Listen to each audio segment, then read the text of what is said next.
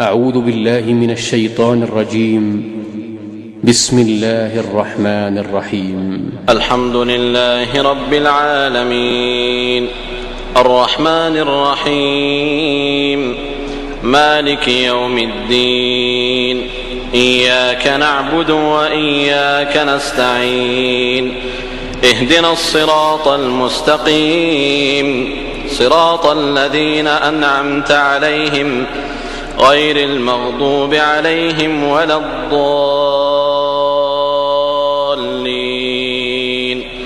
آمين. لله رب العالمين والعاقبة للمتقين والصلاة والسلام على أشرف الأنبياء والمرسلين وعلى آله وصحبه ومن تبعهم بإحسان إلى يوم الدين. أما بعد، اللہ کا بہت شکر اور اس کا احسان ہے کہ آج بروز منگل تاریخ 12 ربیع الاول 1430 میں اسلامک سینٹر عقیق کی طرف سے خصوصی درس منعقد کیا گیا ہے، جس میں ہمارے مہمان خصوصی شیخ عبدالمجید حفظہ اللہ تشریف فرما ہیں، اور اکثر لوگوں کو شیخ کے بارے میں معلوم ہے، شیخ محتاج تعارف نہیں ہے. جن لوگوں کو معلوم نہیں ہے ان کے لیے یہ بات بتانا ضروری سمجھتا ہوں کہ شیخ الحمدللہ جامعہ اسلامیہ مدینہ کے فارغ ہیں اور اسلامک سینٹر عیون میں داعی کی حیثیت سے کام کر رہے ہیں. تو آج ہم شیخ کا تہہ دل سے استقبال کرتے ہیں اور آپ سے وعدہ کرتے ہیں کہ انشاءاللہ ہم دین اسلام کے بارے میں جو بھی باتیں سنیں گے اس پر انشاءاللہ عمل کرنے کی ضرور کوشش کریں گے.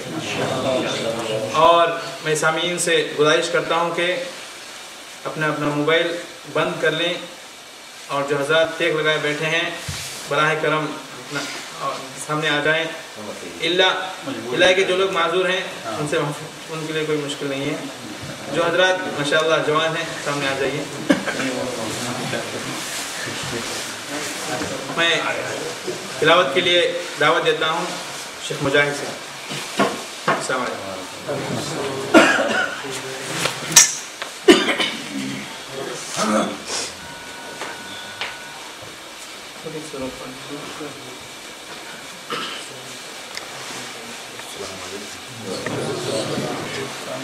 أعوذ بالله من الشيطان الرجيم.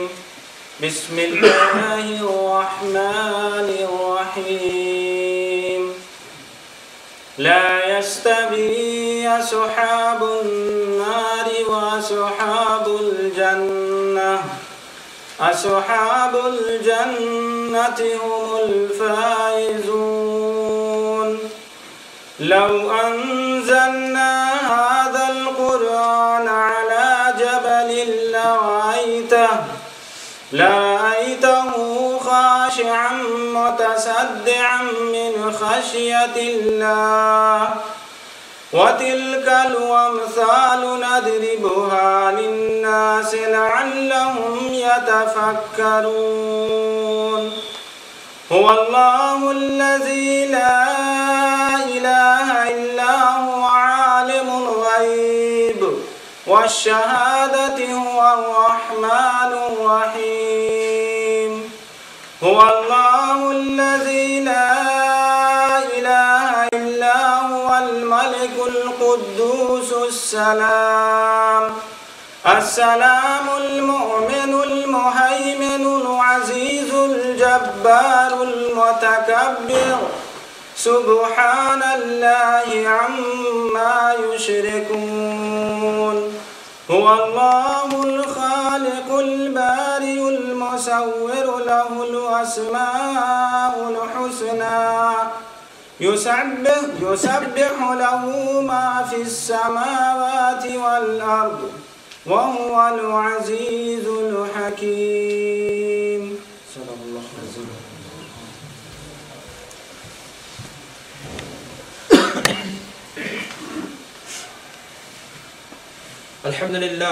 الحمد لله نحمده ونستعينه ونستغفره ونؤمن به ونتوكل عليه ونعوذ بالله من شرور أنفسنا ومن سيئات أعمالنا من يهده الله فلا مضل له ومن يضلله فلا هادي له وأشهد أن لا إله إلا الله وحده لا شريك له وأشهد أن محمدا عبده ورسوله أما بعد فإن خير الحديث كتاب الله وخير الهدي هدي محمد صلى الله عليه وسلم وشر الأمور محدثاتها وكل محدثة بدعة وكل بدعة ضلالة وكل ضلالة في النار. قال الله تعالى في القرآن المجيد: أعوذ بالله من الشيطان الرجيم بسم الله الرحمن الرحيم.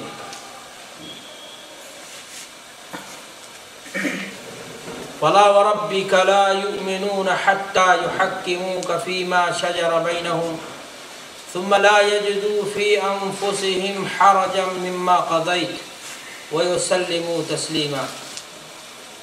وعن أبي هريرة رضي الله تعالى عنه قال قال رسول الله صلى الله عليه وسلم: كل أمتي يدخلون الجنة إلا من أبى.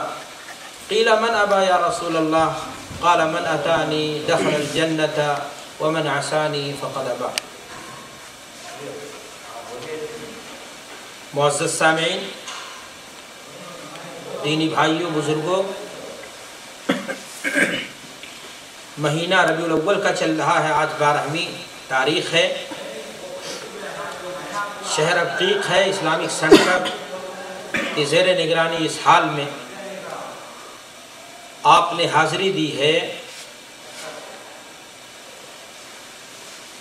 عید میلاد النبی صلی اللہ علیہ وسلم اور چند غور طلب پہلو اس موضوع پر کچھ سماعت کے لیے.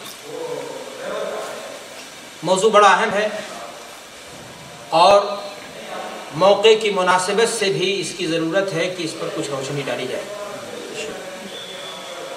دعا ہے کہ اللہ تبارک و تعالی حق کہنے کی، سننے کی، سمجھنے کی، عمل کرنے کی ہم سب کو توفیق عطا فرمائے. ہماری حاضری کو قبول فرمائے. درجات میں بلندی کا سبب اور ذریعہ بنائے. جیسا کہ میں نے آپ سے کہا کہ اسلامی کیلنڈر کے اعتبار سے، تقویم کے اعتبار سے ربیع الاول کا مہینہ سال کا تیسرا مہینہ ہے اور اسی مہینے کی 9 یا 12 تاریخ کو نبی امی فدا و ابی و امی کی ولادت باسعادت ہوئی. لیکن سوال اس بات کا ہے کہ اس مہینے کی شرعی حیثیت کیا ہے؟ دینی بھائیوں اور دوستوں، تمام دن اور رات اللہ نے بنائے ہیں، تمام مہینے اللہ نے بنائے ہیں، لیکن بعض مہینوں کو بعض مہینوں پر فضیلت دی، بعض دنوں کو بعض دنوں پر فضیلت دی، بعض اوقات کو اللہ تبارک و تعالیٰ نے بعض اوقات پر کیا کی ہے؟ فضیلت دی. رمضان المبارک کا مہینہ سال کے 12 مہینوں میں سپر ہٹ مہینہ ہے. عرفہ کا دن سال کا اہم ترین دن ہے. قدر والی رات سال کی تمام راتوں پر کیا ہے؟ بھاری ہے. جمعہ کا دن ہفتے کے دنوں کا سردار ہے. لیکن ربیع الاول کے تعلق سے کتاب اللہ اور سنت رسول میں اس طرح سے کوئی دلیل نہیں ملتی ہے جس سے اس مہینے کی کوئی خصوصی فضیلت ثابت کی جا سکے. لیکن افسوس کی بات ہے ہمارے یہاں بعض لوگ جب و دستار پہن کر کے بدعات و خرافات کو پروسنے کا، پھیلانے کا کام بڑی محنت سے کرتے ہیں. بدعات کی فیکٹریاں اور نرسری چلاتے ہیں اور واہی تباہی روایتوں کا سہارا لیتے ہیں. اپنے شوق کو، اپنے جذبات کو، اپنی سوچ کو، اپنی ایکسپلین کو، اپنی سمجھ کو دین باور کرانے کی کوششوں میں لگ جاتے ہیں.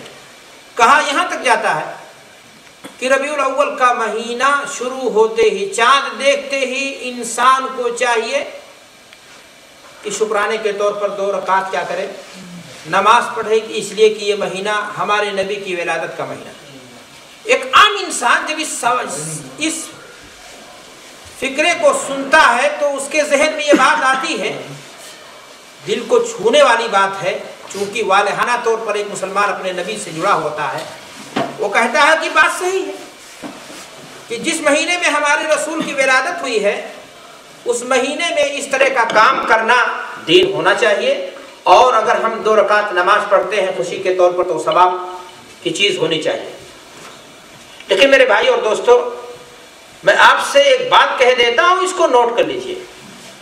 دین چنی چنا آنچے اینچے ایسا ویسا تک بندی کا نام، تکڑم کا نام اور کسی کی سمجھ کا نام دین نہیں ہے۔ دین کتاب اللہ اور سنت رسول اللہ کا نام ہے۔ دین پگڈنڈیوں کا نام نہیں ہے۔ اللہ کے رسول جناب محمد الرسول اللہ صلی اللہ علیہ وسلم نے ہمیں ایسی شاہراہ پر چھوڑا ہے جس سے بھٹکنے والا ہی بھٹکے گا۔ اگر ہم کتاب اللہ اور سنت رسول کو مضبوطی کے ساتھ تھامیں گے تو ہم گمراہی سے ہر حال میں کیا ہوں گے؟ بچے رہیں گے۔ آپ مجھے یہ بتائیے کہ اگر مہینہ ربیع الاول کا محض اس نعت فضیلت کا حامل ہے اور چاند دیکھتے ہی ایک مسلمان کو 2 رکعت نماز پڑھنی چاہیے، روزے رکھنے چاہیے، صدقات و خیرات کرنی چاہیے، جھنڈیاں لے کر کے سڑکوں پر اترنا چاہیے، ٹوٹی ٹرائلیاں لے کر کے نعرے بلند کرنا چاہیے، تو میں آپ سے پوچھنا چاہتا ہوں کہ وہ دن کیوں نہیں مبارک جس دن اللہ کے رسول صلی اللہ علیہ وسلم پیدا ہوئے؟ جب پورا مہینہ ولادت رسول کی بنیاد پر رمضان جیسے سپر ہٹ مہینے کے مقابلے میں یہ باور کرانے کی کوشش کی جا رہی کہ اس پر بھی فضیلت رکھتا ہے، تو سوال یہ ہے کہ جس دن اللہ کے رسول صلی اللہ علیہ وسلم پیدا ہوئے وہ دن یعنی سوموار کا دن، دوشنبہ کا دن، وہ دن سارے دنوں پر کیا ہونا چاہیے؟ بھاری ہونا چاہیے، جبکہ صاف کتاب اللہ اور سنت رسول کے نصوص ہے، امت کا اجماع ہے کہ جمعہ کا دن ہفتے کے دنوں کا کیا ہے؟ سوموار کا دن نہیں سردار ہے، بلکہ کون سا دن سردار ہے؟ مبارک گھڑی جس میں انسان کوئی دعا کرے تو وہ قبول ہو جاتی ہے، وہ کس دن آتی ہے؟ ولادت رسول کے وقت کی گھڑی نہیں ہے، بلکہ ساتھ ہی ساتھ میرے بھائی اور دوستو یہ بات بھی سوچنے کا ہے، غور کرنے کا ہے۔ یوں تو ایک مسلمان جب اللہ کے رسول صلی اللہ علیہ وسلم کی ولادت کی بات آتی ہے تو ایسے موقع پر وہ یہی کہتا ہے، چنی اور چنا کے بحث کو ہٹا کر کے، جائز اور ناجائز کی تفریق کو ہٹا کر کے جذبات کو رہنما بنا لیا جائے اور عشق و مستی کے نام پر، محبت کے نام پر ہر کام کر لیا جائے، دل یہی چاہتا ہے۔ لیکن ہم جب کتاب اللہ اور سنت رسول کی طرف رجوع کرتے ہیں، نبی صلی اللہ علیہ وسلم کے فرمان کی طرف رجوع کرتے ہیں، تو آپ صلی اللہ علیہ وسلم واضح طور پر یہ فرما رہے ہوتے ہیں، لا یؤمن احدکم حتی یکون ہواہ تبعا لما جئت بہ، کہ تمہارے جذبات، تمہاری خواہشات، تمہاری سوچ، تمہارا شوق، تمہارے خیالات جب تک کتاب اللہ اور سنت رسول کے تابع نہیں ہوں گے تمہارا ایمان مکمل۔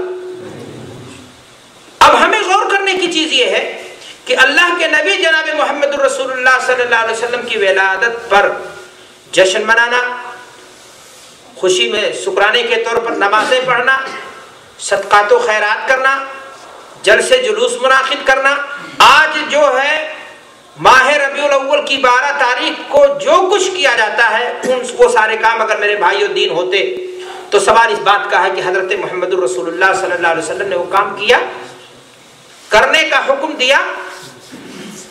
کیا آپ صلی اللہ علیہ وسلم کی زندگی میں عید میلاد نہیں آیا؟ آپ صلی اللہ علیہ وسلم اس دنیا میں 63 برس زندہ رہے۔ چلے آپ کہہ لیں گے کہ مکہ کی زندگی پریشانیوں سے دوچار تھے، اللہ کے رسول دشمنوں نے ناک میں دم کر رکھا تھا، جینا محال تھا، اس میں کہاں خوشی اور کہاں ایسی بات سوچی جا سکتی ہے؟ لیکن آپ بتائیے کہ اللہ کے نبی صلی اللہ علیہ وسلم کی زندگی نبوت کے بعد 40 سال کے بعد کی جو زندگی ہے، آپ 23 سال اس دنیا میں رہے، آپ صلی اللہ علیہ وسلم مکہ سے مدینہ ہجرت کر کے گئے جہاں اللہ کے رسول صلی اللہ علیہ وسلم کو ساتھی ملے، جانثار صحابہ ملے، اپنی جانوں کو قربان کر دینا ان کے لیے کوئی آسان اور معمولی سی بات تھی، سعادت سمجھتے تھے اپنے لیے۔ ایسے محبت کرنے والے صحابہ آپ کو ملے، آپ کو شہر ملا، آپ کو اسلامی اسٹیٹ ملا، آپ کو دولت ملی، آپ کے پاس وقت بھی تھا، آخر کیا وجہ تھی کہ اس 10 سالہ زندگی میں اللہ کے رسول صلی اللہ علیہ وسلم نے اپنی ولادت کا جشن نہیں منایا؟ اور نہ ہی اپنے ان صحابہ کو جو آپ کے ادنا اشارے پر اپنی جانوں کو لٹا دینا سعادت سمجھتے تھے، انہوں نے یہ کام دین سمجھا؟ کیا ان کے یہاں محبتوں کی کمی تھی؟ کیا ان کے یہاں عشق و مستی جذبات کی کمی تھی؟ کیا وہ اپنے نبی کے مقام اور مرتبے سے ناواقف تھے؟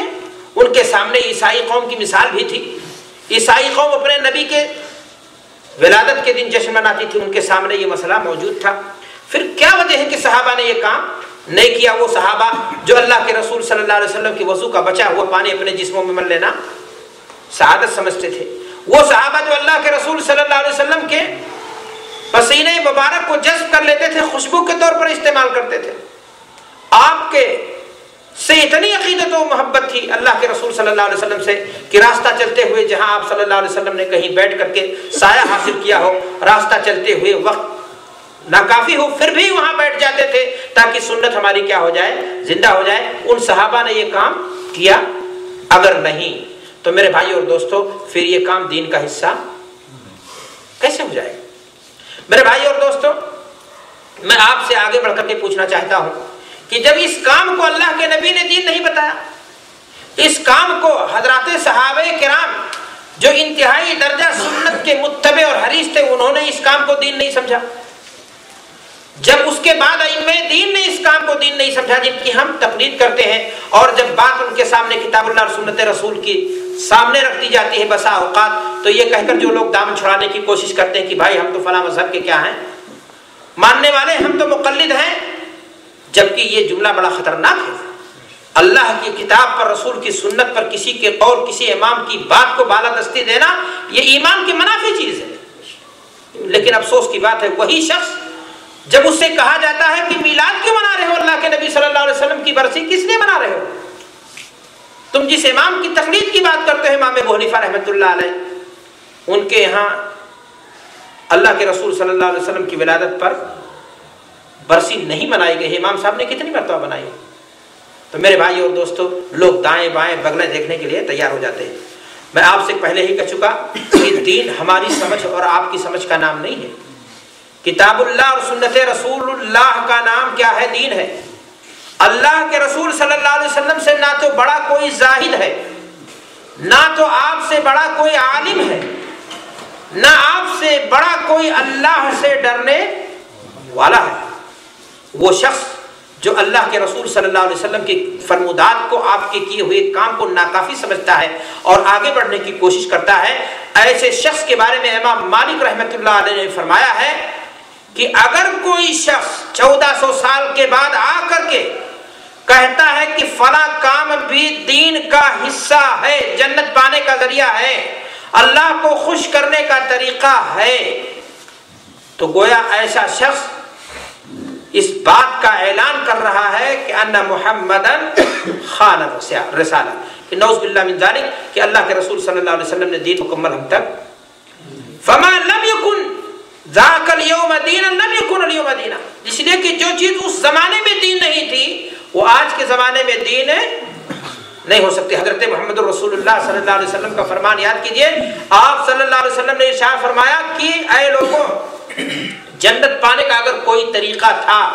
رب کو خوش کرنے کا، راضی کرنے کا، عبادت کی شکل میں اگر کوئی پہلو تھا تو وہ میں نے تمہیں کیا کر دیا ہے؟ بتا دیا ہے۔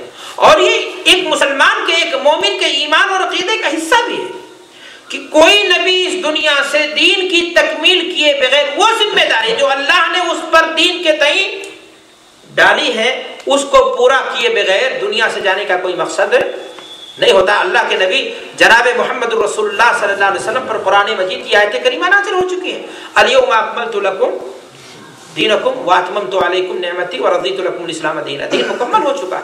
دین وہی ہوگا جس پر کتاب اللہ کی مہر ہوگی، سنت رسول اللہ سے اس کی کیا ہوگی؟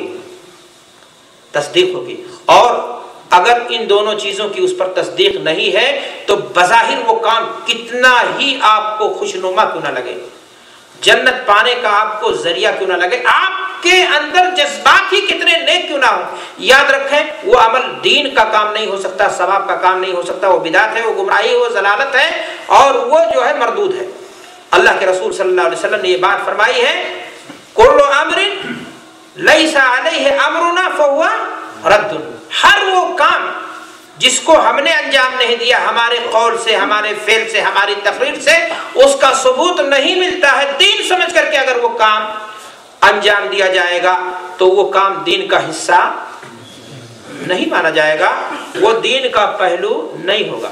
میرے بھائی اور دوستو، آج جو لوگ میلاد النبی کے جلسے جلوس منعقد کرتے ہیں ان سے ذرا سوال کرو کہ جس نبی کی ولادت کی برسی منا رہے ہو اور اتنی خوشیاں منا رہے ہو، ٹوٹی ٹرائلیاں لے کر کے سڑکوں پر اترے ہو، ماؤں بہنوں کو بھی بلا لائے ہو جوش پیدا کرنے کے لیے، سوال اس بات کا ہے کہ تم یہ سارے کام، تمہاری نیتوں پر ہمیں شبہ نہیں، تم محبت کے میں کر رہے ہو اپنے نبی صلی اللہ علیہ وسلم کی، لیکن تم کیوں یہ بھول جاتے ہو کہ کسی بھی عبادت کی قبولیت کے لیے جہاں اخلاص شرط ہے، خلوص دل سے وہ کام کیا جائے، وہیں اتباع رسول بھی شرط ہے۔ اگر تمہارے اندر اتباع رسول نہیں ہے تو یہ کام تمہارا، اور اگر تم یہ کام کہہ رہے ہو کہ دین کا حصہ ہے تو ہمیں بتاؤ کہ کس نے یہ کام دین کا حصہ، جو کام اتنے دنوں تک دین کا حصہ نہیں تھا وہ 1400 سال کے بعد دین کا حصہ، ایسا حصہ کہ اگر کوئی نہ کرے تو وہ کیا قرار دیا جائے،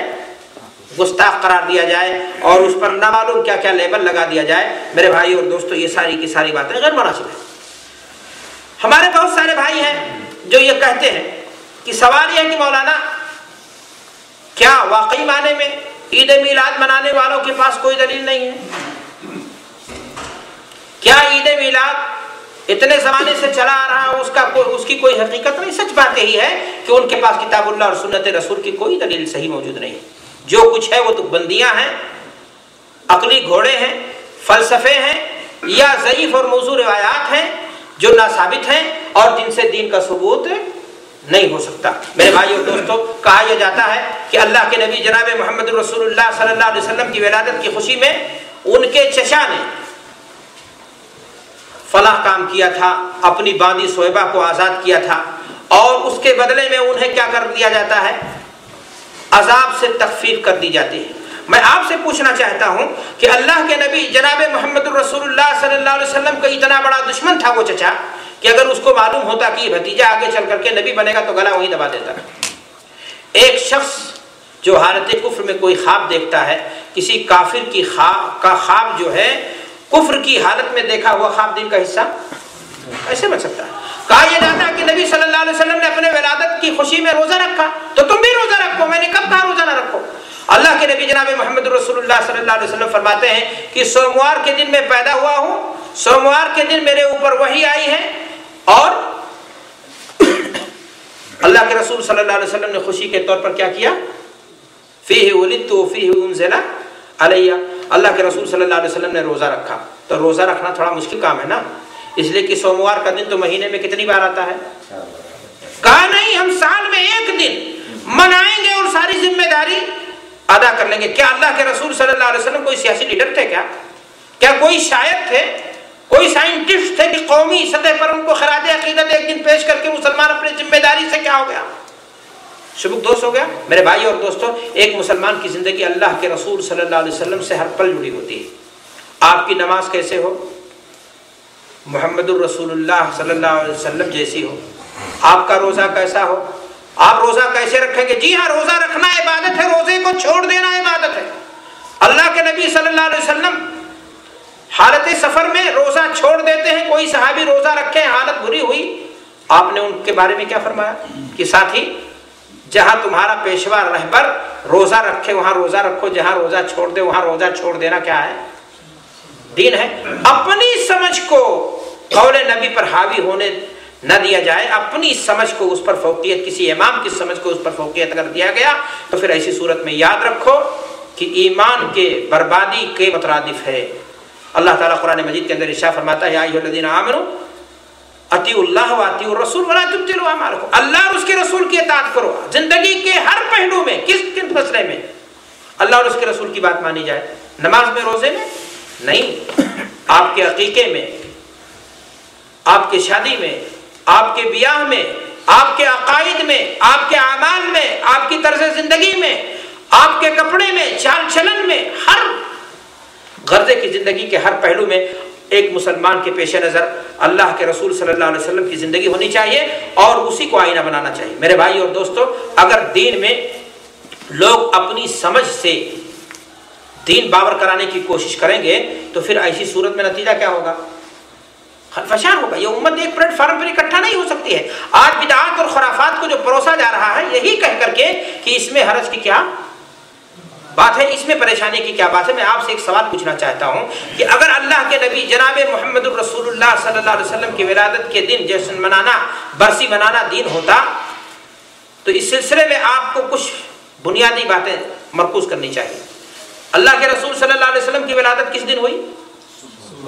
سوموار کے دن، کنفرم ہے۔ مہینہ کیا تھا؟ ربیع الاول کا تھا، کنفرم ہے۔ سال کیا تھا؟ ابرہا والا سال، جس سال ابرہا نے خانہ کعبہ پر کیا کی؟ چڑھائی کی۔ تاریخ کیا تھی؟